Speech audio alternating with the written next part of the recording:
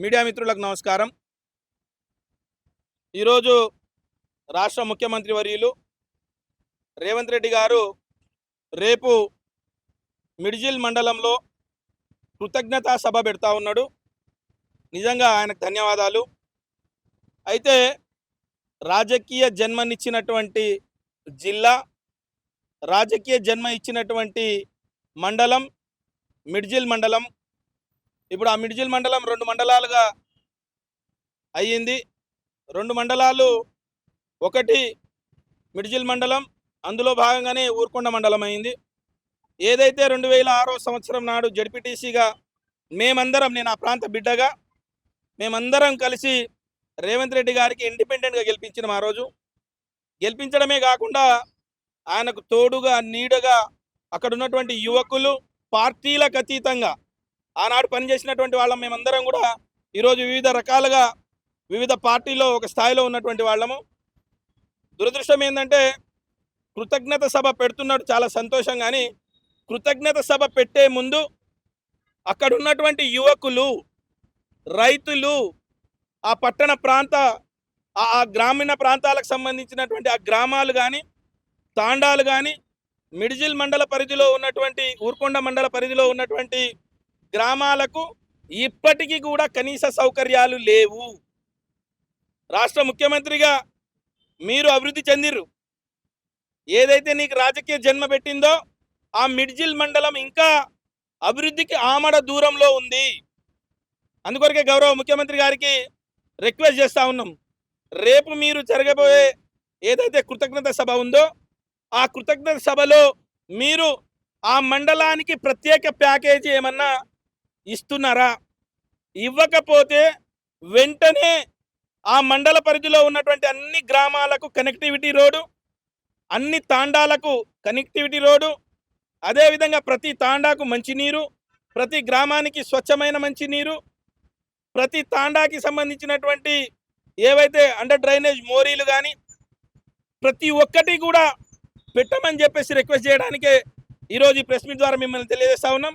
అదేవిధంగా నిన్ను గొప్పగా తయారు చేసినటువంటి ఏదైతే మిడ్జిల్ మండలం ఉందో ఆ మిడ్జిల్ మండలంలోని యువకులు ఈనాటికి కూడా ఉద్యోగాలు లేకుండా బాధపడతా ఉన్నారు.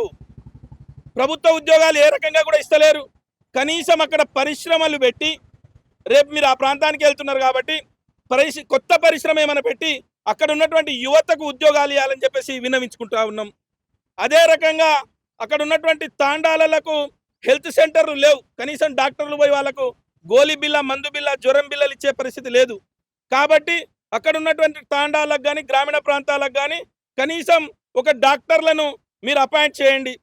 ఏదైతే మీ జడ్పీటీసీ నామినేషన్ వేసినటువంటి నామినేషన్ పత్రాలు ఊర్కొండపేట అభయాంజనేయ స్వామి రేపు ఏదైతే ఏ గుడికైతే దర్శించబోతున్నావో ఆ గుడికి ఈ రోజు కూడా ఎలాంటి అభివృద్ధి జరగలేదు.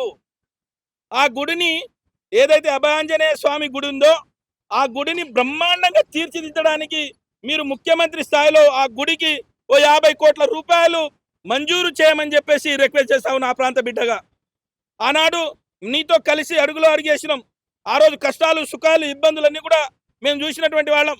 నిన్ను జడ్పీటీసీగా, ఎమ్మెల్సీగా, ఎమ్మెల్యేగా, ఎంపీగా, ఈరోజు మళ్ళీ ఎమ్మెల్యేగా చేసి ముఖ్యమంత్రి చేసినటువంటి ఆ గడ్డ ఖచ్చితంగా మీరు మిడ్జిల్ మండలానికి ప్రత్యేక దృష్టితో చూసుకొని అక్కడ ఉద్యోగాల కల్పన, రోడ్ల కల్పన, కరెంటు, పరిశ్రమలు, ప్రతి ఊరికి మౌలిక సదుపాయాలు కల్పించాలని చెప్పేసి కోరుతా ఉన్నాం.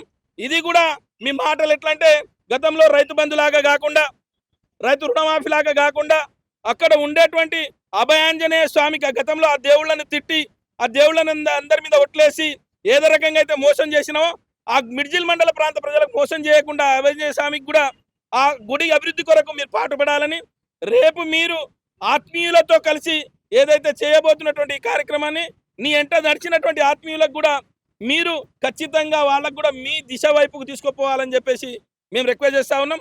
ఖచ్చితంగా ఒక 1000 కోట్ల రూపాయలతోటి మిడ్జిల్ మండలానికి ఒక ప్యాకేజీ ప్రకటించాలని చెప్పేసి ఈరోజు ఉస్మానియా యూనివర్సిటీ ఆర్ట్స్ కళాశాల నుంచి మిమ్మల్ని వేడుకుంటున్నాం.